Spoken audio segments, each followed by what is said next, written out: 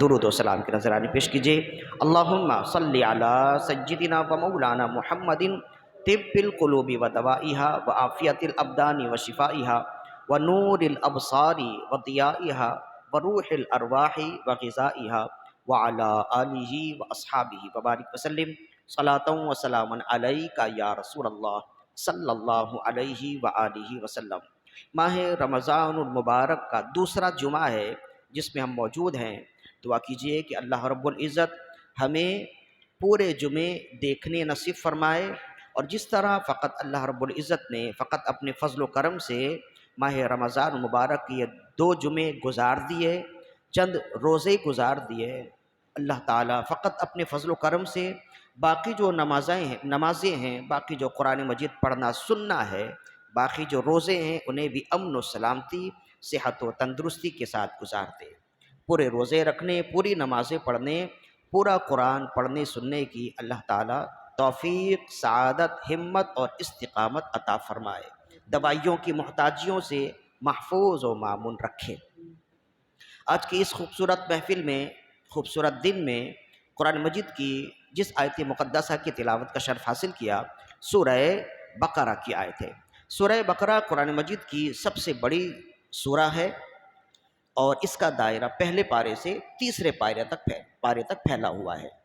تو جس آیت مقدسہ کی تلاوت کا شرف حاصل کیا، سورہ بقرہ کی آیت نمبر 274 ہے، 274 ہے، اور تیسرے پارے سے اس آیت کا تعلق ہے۔ اس آیت کریمہ میں اللہ تعالیٰ نے اپنی راہ میں خرچ کرنے کے والوں کے بارے میں ارشاد فرمایا، اپنی راہ میں خرچ کرنے کے بارے میں ارشاد فرمایا۔ الذین ينفقون اموالهم باللیل والنہار سرا وعلانیۃ فلہم اجرهم عند ربهم ولا خوف علیہم ولا هم یحزنون۔ وہ لوگ یعنی رحمان کے پسندیدہ بندے وہ ہیں جو اللہ کی راہ میں خرچ کرتے ہیں۔ الذین ينفقون اموالهم، وہ لوگ جو اللہ کی راہ میں اپنا مال خرچ کرتے ہیں، باللیل والنہار، رات میں بھی خرچ کرتے ہیں، دن میں بھی خرچ کرتے ہیں، سرا وعلانیۃ، چپکے چپکے بھی خرچ کرتے ہیں، اور علل اعلان بھی خرچ کرتے ہیں۔ فلہم اجرہم عند ربہم ولا خوف علیہم ولا هم یحزنون۔ پس جو لوگ اللہ کی راہ میں مال خرچ کرتے ہیں، چاہے رات میں ہو، چاہے دن میں ہو، چاہے اعلانیہ ہو، چاہے خفیہ طریقے سے ہو، اللہ نے فرمایا وہ اللہ کے ایسے برگزیدہ بندے ہیں۔ فلہم اجرہم عند ربہم، ان کا اجر ان کے رب کے پاس یہ ہے، ولا خوف علیہم ولا هم یحزنون، انہیں نہ کوئی خوف ہوگا اور نہ کوئی غم ہوگا۔ وہ ہر طرح کے خوف سے، ہر طرح کے غم سے پاک، منزہ، مبرہ ہوں گے۔ انہیں کوئی خوف اور کوئی کسی طرح کا غم نہیں ہوگا۔ یعنی کہ انفاق فی سبیل اللہ، اللہ کی راہ میں خرچ کرنا، یہ ایک ایسا پاکیزہ عمل ہے جس کی جزا اللہ تعالیٰ نے یہ ارشاد فرمائی کہ انہیں کوئی خوف اور کوئی غم نہیں ہوگا۔ انسان حال میں کوئی عمل کرے تو اسے استقبال میں اس عمل کا رد عمل کیسا ہوگا اس کا خوف ہوتا ہے۔ آپ نے ابھی کوئی عمل کیا، پھر آئندہ اس کیے ہوئے عمل کا رد عمل جو ہوگا اس کا آپ کو خوف ہوگا۔ مثلا آپ نے غصے میں آ کر کسی کو گالی دے دی، کسی کو مار دیا، اب آپ نے غصے میں آ کر غصہ اتار تو دیا، اب گھر جا کر جب آپ کا غصہ ٹھنڈا ہوا تو اب آپ سوچنے لگے کہ وہ تو بہت تگڑا ہے، بہت جھگڑالو ہے، میں نے مار تو دیا، میں نے اس کو برا بھلا بول تو دیا ہے، اب نہ جانے وہ میرے ساتھ کیا رد عمل کرے گا۔ تو یہ جو احساس آپ کے دل میں آیا نا، اس احساس کو خوف کہتے ہیں۔ یعنی حال میں کوئی عمل کیا اور اس عمل کا رد عمل استقبال میں آنے والے زمانے میں کیا ہوگا، اس کا خوف ہوتا ہے۔ ابھی آپ نے امتحان دیا، اب آپ کے دل میں خوف ہے کہ نہ جانے اس کا نتیجہ کیا آئے گا، تو یہ خوف ہے۔ یعنی حال میں جو آپ عمل کر رہے ہیں، اس عمل کا رد عمل، اس عمل کا نتیجہ کیا آئے گا، اسے سوچ کر دل میں جو احساس پیدا ہو اس احساس کو خوف کہتے ہیں، جس کی مثال میں نے آپ کو دے دی ہے۔ اور اسی طرح آپ نے ماضی میں کوئی عمل کر لیا، ماضی میں یعنی گزرے ہوئے زمانے میں آپ نے کوئی عمل کیا تھا، اب اس عمل کو یاد کر کے آپ کے دل میں جو احساس ہوتا ہے اس احساس کو غم کہتے ہیں۔ یعنی ابھی اللہ نے آپ کو توفیق دی اور آپ نمازیں پڑھنے لگے، ماہ رمضان کے پورے روزے رکھنے لگے، تو اب آپ نے ماضی میں جب آپ کی عمر چھوٹی تھی، جب لڑکپن کا زمانہ تھا، اس وقت آپ نے نمازیں نہیں پڑھی، آپ نے روزے نہیں رکھے، کتنے ماہ رمضان کے روزے آئے، کتنا ماہ رمضان آیا اور چلا گیا اور آپ نے روزوں کا اہتمام نہیں کیا۔ اب جب آپ کی عمر پختہ ہو گئی، پکی ہو گئی، تو آپ کو احساس ہوا نا کہ نمازوں کا احترام کیا ہے، نمازوں کی اہمیت کیا ہے، روزوں کا مقام، مرتبہ، اس کی اہمیت، افادیت کیا ہے۔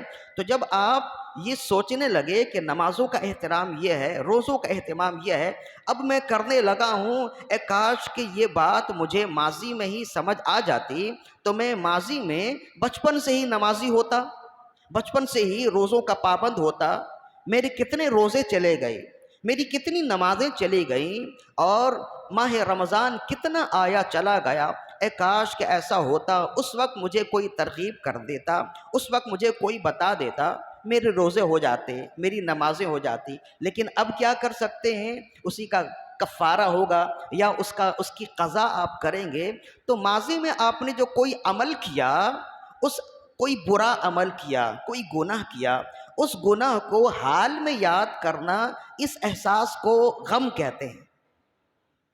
یہ جو احساس ہے نا، یہ غم ہے کہ آپ کو غم ہوا، اب آپ کو غم ہے کہ آپ نے ماضی میں نمازیں چھوڑ دیں، آپ کو غم ہے کہ ماضی میں آپ نے برے اعمال کیے، والدین تھے اب انتقال کر گئے، اور ہم نے سنا ہے اور یہ تجربہ بھی ہے کہ جب تک والدین زندہ رہیں ان کی اہمیت کا اندازہ نہیں ہوتا، لیکن جب والدین آنکھوں سے اوجھل ہو جائیں تو گھر سب کچھ ہونے کے باوجود، ہر ایک ہونے کے باوجود قبرستان کا نمونہ پیش کرتا ہے۔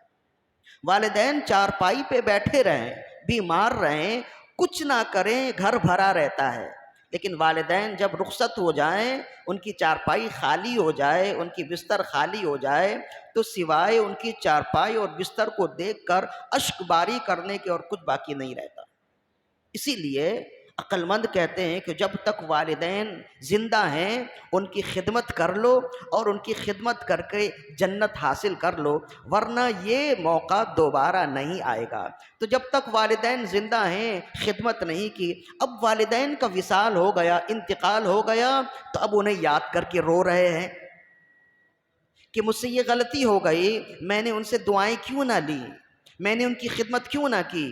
ایک دن انہوں نے مجھ سے دوا کے لیے کہا تھا تو میں نے انہیں جھڑک دیا تھا، میرے پاس پیسے تھے لیکن میں نے دوا لا کر نہ دی، میں نے ایسا کیوں نہ کیا۔ ایک دن انہوں نے کہا تھا کہ بیٹا میرا چشمہ ٹوٹ گیا ہے بنا دو، میرے پاس پیسے تھے، بس میں نے یوں ہی غفلت میں ان کا چشمہ نہ بنایا، میں نے ایسا کیوں نہ کیا، کاش میں کر دیتا۔ ایک دن انہوں نے کچھ اچھا کھانے کو مجھ سے کہا تھا اور میرے پاس رقم تھی، میں لا سکتا تھا لیکن میں نہ لایا، کہ چھوڑو یہ تو ان کے تو روز ہی کے کوئی نہ کوئی بہانے ہوتے ہیں، روز ہی کچھ نہ کچھ انہیں طلب کرنا ہوتا ہے، ان کی خواہش ہوتی ہے، تو میں نے لا کر نہ دیا۔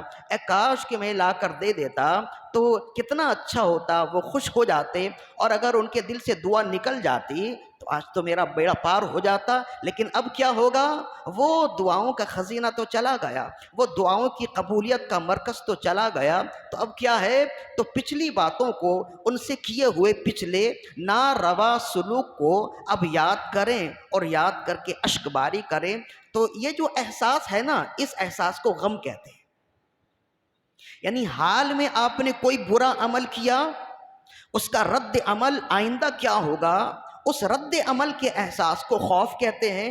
اور ماضی میں آپ نے کوئی برا عمل کیا اور اس برے عمل کو اب آپ حال میں سوچ رہے ہیں، اس سوچ اور اس احساس کو غم کہتے ہیں۔ جب آپ اس کی ڈیفینیشن سمجھ گئے تو اب آپ دیکھیے اللہ تعالیٰ کتنا خوش ہوتا ہے اپنی راہ میں دینے سے، اور اللہ کی راہ میں دینے کو انفاق فی سبیل اللہ کہتے ہیں۔ انفاق فی سبیل اللہ، اللہ کی راہ میں دینا۔ تو اللہ نے فرمایا الذین ینفقون اموالہم باللیل والنہار سرا وعلانیہ، جو لوگ اللہ کی راہ میں دیتے ہیں، رات میں دیتے ہیں، دن میں دیتے ہیں، سرا وعلانیہ، چپکے چپکے دیتے ہیں اور کھلے عام دیتے ہیں، فلاہم اجرہم عند ربہم، تو ان کا اجر ان کے رب کے پاس یہ ہے، ولا خوف علیہم ولا ہم یحزنون، انہیں کوئی خوف نہیں ہوگا اور انہیں کوئی غم نہیں ہوگا۔ دو لفظوں کی بات ہے لیکن اگر دیکھیں تو کتنی بڑی بشارت ہے۔ مطلب یہ ہے کہ انفاق فی سبیل اللہ کرنے والے سے اللہ تعالیٰ اتنا راضی ہو جاتا ہے، اللہ اس کا ظاہر و باطن اتنا پاک ستھرا مزکا مصفہ کر دیتا ہے، اس کی ذات میں اللہ ایسی برکت رکھ دیتا ہے کہ ماضی میں اس کی ذات سے ایسا کوئی گناہ ہوا ہی نہیں ہوگا، ماضی میں اس کی ذات سے ایسی کوئی غلطی ہوئی ہی نہیں ہوگی کہ حال میں اس غلطی کو سوچ کر اسے غم ہو۔ اور انفاق فی سبیل اللہ کی برکت سے اللہ اس کی ظاہر و باطن کو اتنا پاک کر دیتا ہے اور اس کی ذات میں ایسی برکت رکھ دیتا ہے کہ حال میں رہتے ہوئے اس کی ذات سے ایسا کوئی غلط کام ہوگا ہی نہیں جس کے رد عمل کا اسے خوف ہو۔ یعنی کہ انفاق فی سبیل اللہ کی برکت یہ ہے کہ اللہ اس کا ماضی بھی ستھرا کر دیتا ہے، حال بھی اچھا کر دیتا ہے اور آئندہ استقبال بھی اچھا کر دیتا ہے۔ اور آئندہ استقبال سے اگر یہ معنی لیا جائے تو یہ ہوگا، ورنہ مفسرین نے فرمایا آئندہ یعنی آئندہ سے مراد قیامت ہے۔ مطلب یہ ہے کہ انفاق فی سبیل اللہ کی ایسی برکت ہے اور اللہ کی راہ میں خرچ کرنے والوں سے اللہ ایسا پیار کرتا ہے، ایسی محبت کرتا ہے، اسے ایسا پاک کر دیتا ہے کہ ماضی میں اس سے کوئی گناہ ہوا نہیں جس کا غم ہو، اور حال اس کا ایسا پاکیزہ ہوتا ہے کہ اس سے کوئی غلطی ہوتی ہی نہیں ہے کہ جس کا خوف ہو کہ وہ آخرت میں جائے گا تو اللہ کیا پوچھے گا۔ اللہ اس کا حال اچھا کر دیتا ہے، اس کا قال اچھا کر دیتا ہے، اس کا بال اچھا کر دیتا ہے۔ جب بال کہتے ہیں حال کو، ما بالوہم، تو اللہ رب العزت اس کا ماضی بھی اچھا کر دیتا ہے، حال بھی اچھا کر دیتا ہے، استقبال بھی اچھا کر دیتا ہے۔ اب آپ بتائیے کہ جس کا ظاہر بھی پاک ہو، جس کا باطن بھی پاک ہو، جس کا ماضی بھی اللہ نے ستھرا کر دیا ہو، حال بھی اچھا کر دیا ہو، اور امید ہے کہ آئندہ زندگی بھی اچھی ہوگی، ایسے ہی شخص کو اولیاء، ایسے ہی شخص کو ولی کامل نہیں کہتے تو پھر اور کس کو کہتے ہیں؟ ایسے ہی شخص کو تو کہتے ہیں کہ وہ ولی کامل ہو گیا۔ تو ولی کامل بننا اتنا کوئی مشکل تو نہیں ہوا نا کہ آپ رات بھر چلے کریں جبھی آپ ولی کامل بنیں، اللہ کے ولیوں میں آپ کا شمار کیا جائے۔ بس ایک عمل بتایا ہے، فرائض کی ادائیگی کے بعد ایک عمل ہے، اور وہ کیا ہے؟ انفاق فی سبیل اللہ، اللہ کی راہ میں خرچ کرنا۔ اللہ اپنی راہ میں خرچ کرنے والوں سے ایسی محبت کیوں کرتا ہے؟ اس کی وجہ یہ ہے کہ اللہ نے اپنے بندوں سے وعدہ کیا ہے کہ میں تمہیں کھلاؤں گا۔ تو امیروں سے تو وعدہ پورا ہو گیا، اب غریبوں سے وعدہ کیسے پورا کیا جائے؟ تو اللہ نے فرمایا تم ان غریبوں کا خیال کرو، اس لیے کہ میرا وعدہ ہے کہ جیسے میں تمہیں کھلاؤں گا انہیں بھی کھلاؤں گا۔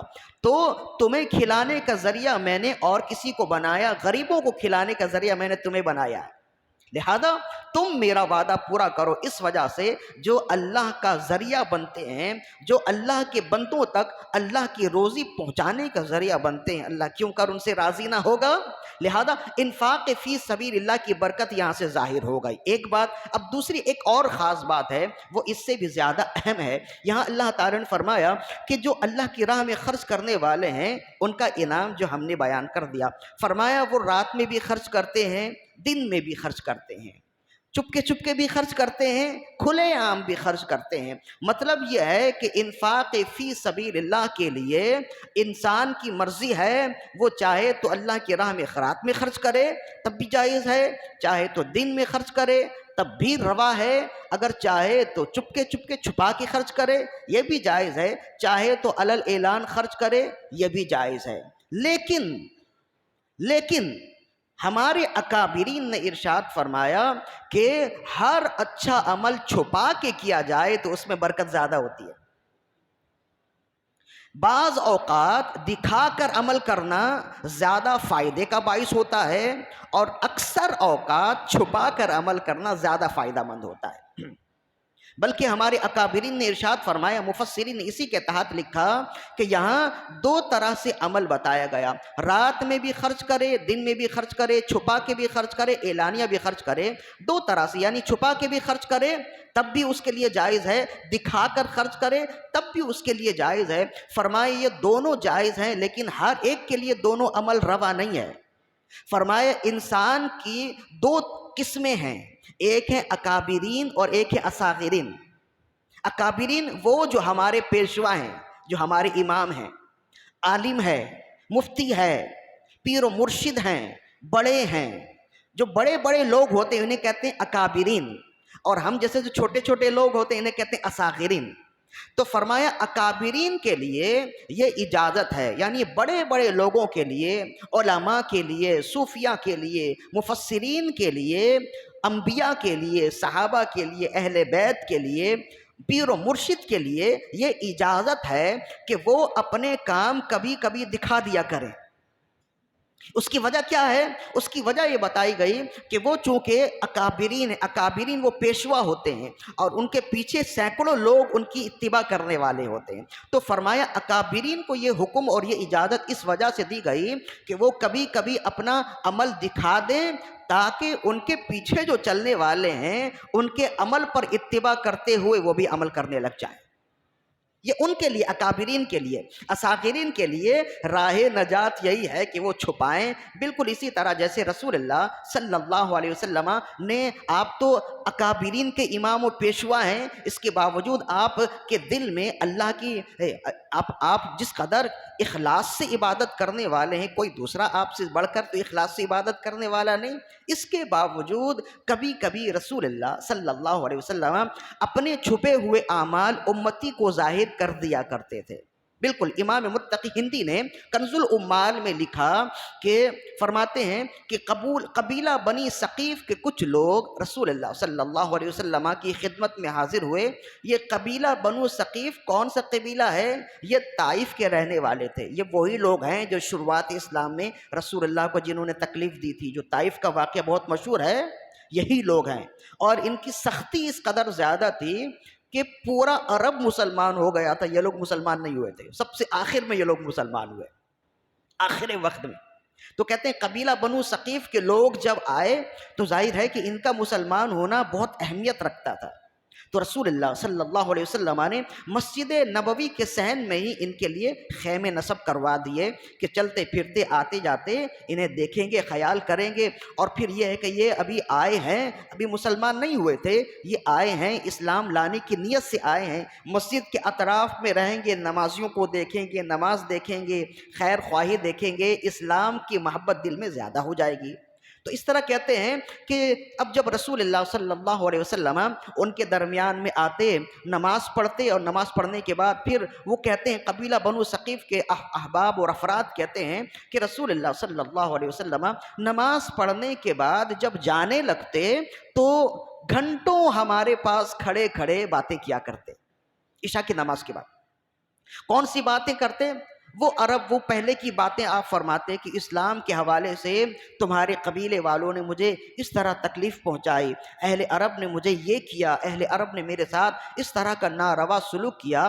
تو راوی کہتے ہیں کہ رسول اللہ صلی اللہ علیہ وسلم ماضی میں کیے ہوئے ان کے اعمال کا تذکرہ کرتے اور پھر اللہ کا شکر ادا کرتے کہ کل تک جو لوگ میری جان کے دشمن تھے آج وہی اسلام کے علمبردار ہو گئے ہیں۔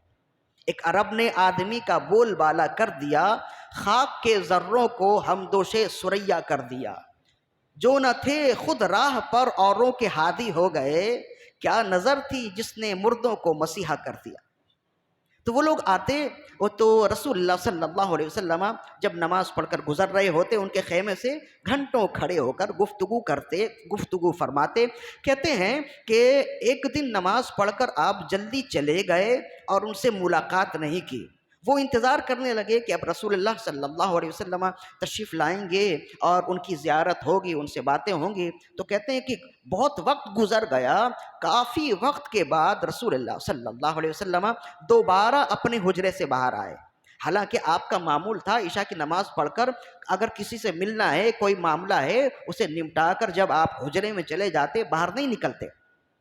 تو کہتے ہیں کہ آپ بہت دیر کے بعد باہر آئے اور باہر آنے کے بعد پھر ان سے گفتگو کرنے لگے معمول کے مطابق۔ تو گفتگو کرنے کے بعد انہوں نے عرض کیا رسول اللہ صلی اللہ علیہ وسلم، آپ کا تو معمول تھا کہ عشاء کی نماز پڑھنے کے بعد ہی آپ تشریف لاتے اور گھنٹوں گفتگو فرماتے تھے، زیارت کے شرف سے مشرف فرماتے تھے۔ یا رسول اللہ صلی اللہ علیہ وسلم، آج تاخیر ہو گئی، آج تاخیر کی کیا وجہ ہے؟ تو رسول اللہ صلی اللہ علیہ وسلم نے ارشاد فرمایا، میرا یہ معمول ہے کہ میں روزانہ ایک خاص تعداد میں قرآن کی تلاوت کرتا ہوں، ایک خاص تعداد میں قرآن کی تلاوت کرتا ہوں۔ آج مصروفیات کی وجہ سے وہ تعداد مجھ سے ہو نہ سکی، تو میں نے مناسب نہ سمجھا کہ تم سے ملاقات کروں اس سے پہلے کہ وہ تعداد مکمل نہ کر لوں۔ لہذا عشاء کی نماز کے بعد میں چلا گیا اور میں نے جا کر وہ تعداد، وہ معمول کی تعداد جو میں تلاوت کرتا ہوں، اب میں نے مکمل کر لیا ہے، تو اب ملنے کے لیے آیا ہوں۔ تو عرض کیا یا رسول اللہ صلی اللہ علیہ وسلم، وہ تعداد کیا ہے؟ فرمائے وہ ایک منزل ہے۔ تو رسول اللہ صلی اللہ علیہ وسلم روزانہ ایک منزل تلاوت فرمایا کرتے تھے۔ قرآن میں 7 منزلیں ہیں نا، ان 7 منزلوں کی حقیقت یہی ہے کہ رسول اللہ صلی اللہ علیہ وسلم ہر 7ویں دن ایک قرآن ختم فرما لیا کرتے تھے۔ تو یہ آپ کا چھپا ہوا عمل تھا نا، کسی کو معلوم نہیں تھا۔ اگر رسول اللہ صلی اللہ علیہ وسلم نہیں ارشاد فرماتے، ہم تک بھی یہ عمل پہنچتا نہیں اور اس کی برکتیں ہم دے نہیں سکتے، اس کی ترغیب ہمیں ہوتی نہیں، تو رسول اللہ صلی اللہ علیہ وسلم نے اپنا خاص چھپا ہوا عمل ہمیں بتایا نا۔ لیکن اس سے نقصان تو نہیں ہوا، العیاذ باللہ، اس سے فائدہ یہ ہوا کہ پھر ہم کہتے ہیں کہ تم جس نبی کا کلمہ پڑھنے والے ہو، وہ نبی تو قرآن سے ایسی محبت کرتے کہ روز ایک منزل پڑھتے تھے۔ تو پوچھنا یہ ہے کہ جو محبت کرنے والے ہیں وہ کیا ایک پارہ بھی پڑھتے ہیں؟ وہ نبی جن پر قرآن اترا ہے وہ تو ایک منزل جب تک قرآن نہ پڑھ لیں اپنی کسی دوسری مصروفیات کی جانب جاتے نہیں تھے، اور ہم ایسے غافل ہو گئے کہ قرآن رکھا ہے اور اللہ کی پناہ بسا اوقات تو ایسا ہوتا ہے، ہم نے پہلے بھی کہا کہ قرآن پڑھنا تو الگ ہے، بہت سے ایسے غافل ہمارے درمیان میں ہی ہیں، انہوں نے سالوں سے قرآن دیکھا بھی نہیں ہوگا۔ ہم ایسی غفلت میں ہیں اور ہم سمجھتے ہیں کہ ہم بچ جائیں گے۔ یہ یاد رکھیے، قرآن اگر ہمارے خلاف ہو جائے تو پھر کوئی بچانے والا نہیں ہے۔ وہ صحیح مسلم کی حدیث میں بیان کر چکا ہوں، آپ نے فرمایا القرآن حجت لک او علیک او کما قال، فرمایا قرآن یا تو تمہارے لیے گواہی دے گا یا تمہارے خلاف گواہی دے گا۔ اگر ہمارے لیے گواہی دے تب تو واہ واہ ہے، اور اگر ہمارے خلاف کھڑا ہو جائے تو پھر بچانے والا کوئی نہیں ہوگا۔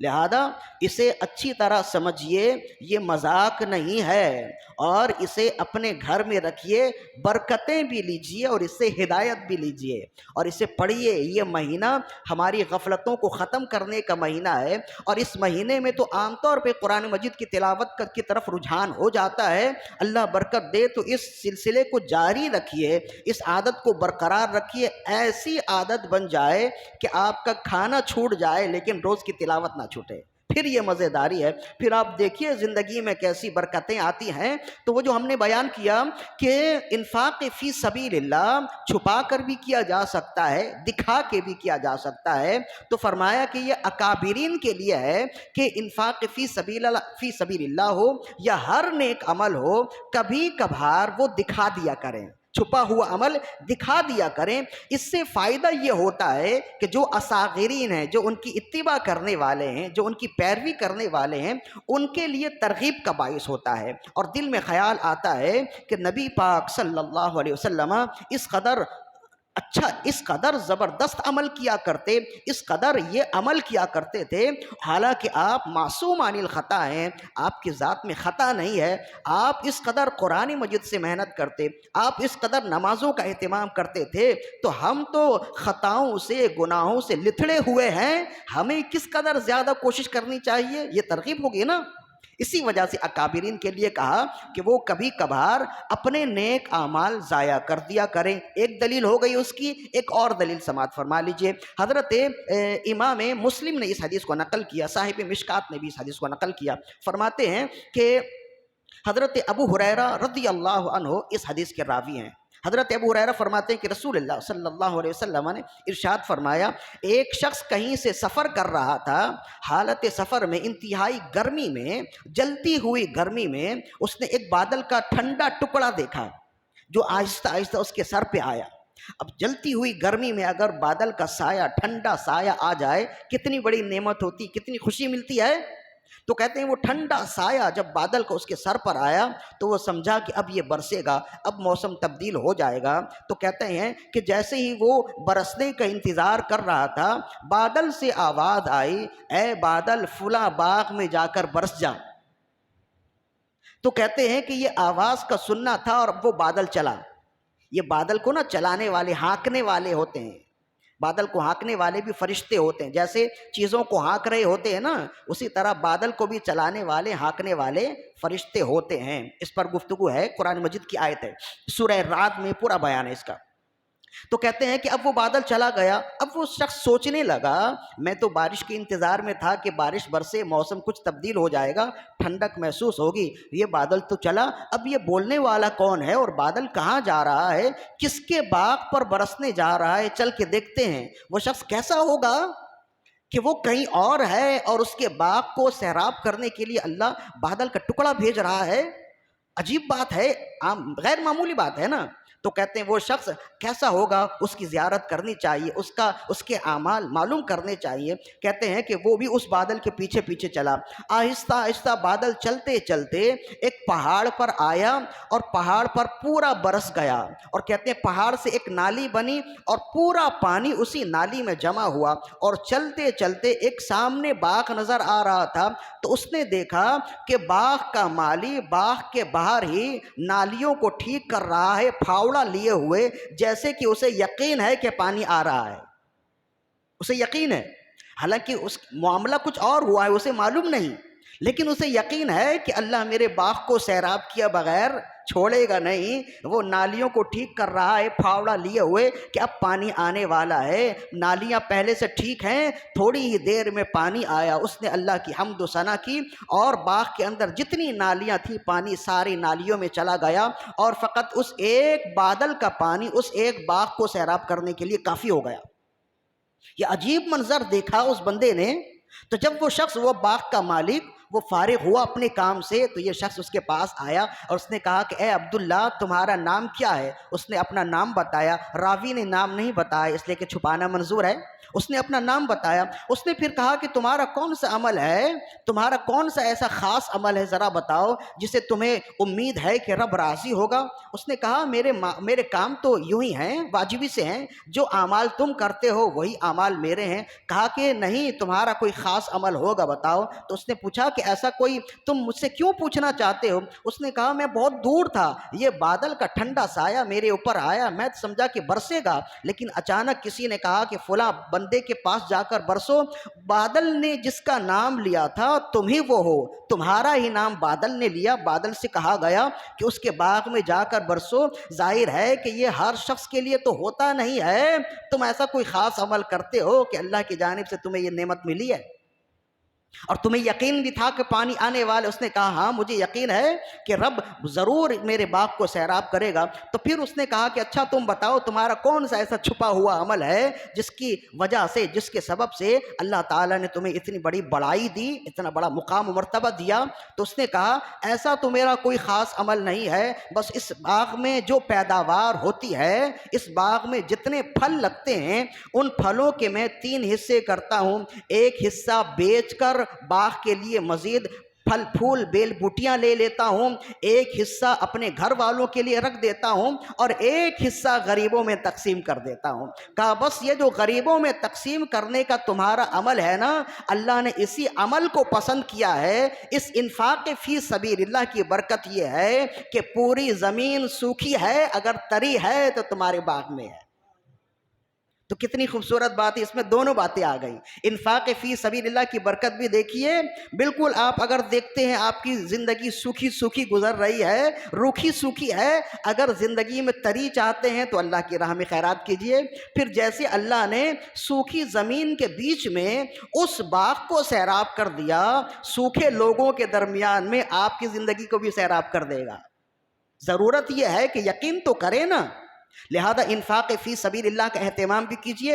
اور یہاں جو خاص طور پر بتایا، اس بندے نے پوچھا اور اس نے اپنا چھپا ہوا عمل بتا دیا۔ کیوں بتایا؟ اس لیے کہ اسے یقین تھا کہ میں جب بتاؤں گا تو دوسرا بھی عمل کرے گا، اور آج ہم اسی کا عمل بتا رہے ہیں اس وجہ سے کہ آپ کو بھی ترغیب ہو جائے، آپ بھی عمل کریں نا۔ اسی وجہ سے کہا گیا کہ اکابرین کے لیے یہ اجازت ہے کہ وہ اپنے چھپے ہوئے اور اپنے ہر نیک عمل کو اگر چاہیں تو ظاہر کر دیں، یا کچھ عمل کو چاہیں تو ظاہر کر دیں، لیکن اصاغرین ہم جیسے لوگوں کے لیے یہی راہ نجات ہے کہ ہر عمل چھپائیں۔ اس کی وجہ یہ ہے کہ ہمارے دل پلٹتے ہوئے دیر نہیں لگتے۔ ہم نے اپنا کوئی عمل ظاہر کیا اور دل میں یہ خیال آ گیا کہ سامنے سے میری واہ واہ ہوگی، ادھر دل میں خیال آیا، ادھر میرا سارا عمل گیا۔ اس لیے چھپانا ہی بہتر ہے۔ اکابرین کو جو اجازت دی گئی ہے نا، اس وجہ سے کہ اللہ نے ان کے دل کو بھی صاف کر دیا ہے۔ ہمارے دل بھی جب صاف اور مزکہ ہو جائیں، پھر ہم بھی اکابرین میں سے ہو جائیں گے، پھر بھی ہم اپنے بھی اعمال دکھانے والے بتانے والے ہو جائیں۔ لہذا چھپا کر دینا ہے۔ اب یہاں دو باتیں ہیں جو میرا پیغام ہے۔ ایک تو یہ ہے کہ انفاق فی سبیل اللہ کی برکتیں سماعت کر لیں۔ اب اس سے ظاہر ہوا کہ زندگی میں جس طرح نماز، روزے، حج، زکوٰۃ، قرآن کی تلاوت کا ہونا ضروری ہے، ویسے ہی اللہ کی راہ میں دینے والا ہونا بھی ضروری ہے۔ ہم بہت سے اعمال کر لیتے ہیں، نماز بھی پڑھ لیتے، روزے بھی رکھ لیتے، اس لیے کہ اس میں خرچہ نہیں ہوتا ہے، لیکن جب اللہ کی راہ میں دینے کی بات آئے تو ہاتھ پیچھے ہوتے ہیں۔ لیکن اس میں تو نکلنے والی بات ہے نا، جیب سے پیسے نکلتے ہوئے کسی کو بھی اچھے نہیں لگتے، لیکن چونکہ یہ اللہ کے دیے ہوئے مالوں میں سے مال ہے، اور جب اللہ نے فرمایا میرے دیے ہوئے مال میں سے میری راہ میں خرچ کرو، تو پھر انسان کی غلامی اور اس کی بندگی کا تقاضا یہ ہے کہ اللہ کی راہ میں خرچ کرے۔ لہذا میرا پیغام یہی ہے کہ زندگی بھر انفاق فی سبیل اللہ کیجئے، اور پھر اس بات کا یقین رکھیے جس طرح اللہ کی راہ میں صدقہ و خیرات کرنے سے اللہ نے باغ کو سیراب کر دیا، آپ کی زندگی کو بھی سیراب کر دے گا، آپ کی زندگی سے دکھ درد تکلیف بیماریوں کو نکال دے گا۔ اس لیے کہ رسول اللہ نے خود فرمایا صدقہ بری موت کو ٹالتا ہے، اور فرمایا داو الامراض بالصدقہ، اپنی مریضوں کا علاج صدقہ دے کر کرو۔ یعنی اگر تمہارے مریض ایسے ہیں جو بیمار ہیں اور انہیں اب صحیح ہونے کی امید نہیں ہے، فرمایا اگر ایسا ہو جائے تو پھر اپنے مریضوں کا علاج صدقہ دے کر کرو۔ صدقہ، خیرات و زکوٰۃ، اس پر مزید اور بھی گفتگو ہوگی۔ میرا پیغام یہی ہے، ماہ رمضان میں ہر عمل کا اجر دگنا تگنا ہو جاتا ہے، 100 گنا ہو جاتا ہے۔ لہذا ماہ رمضان میں خاص طور پر لوگ اللہ کی راہ میں صدقہ و خیرات کرتے ہیں، اللہ کی راہ میں دینے کا اہتمام اور انصرام کرتے ہیں۔ خوب اللہ کی راہ میں دیجئے، اور اس یقین کے ساتھ دیجئے کہ اللہ اس کی برکتیں ضرور عطا فرمائے گا۔ یہ جو مدرسہ، یہ جو مسجد آپ کے درمیان میں ہے، بس بند کرتے ہیں، یہ جو مسجد آپ کے درمیان ہے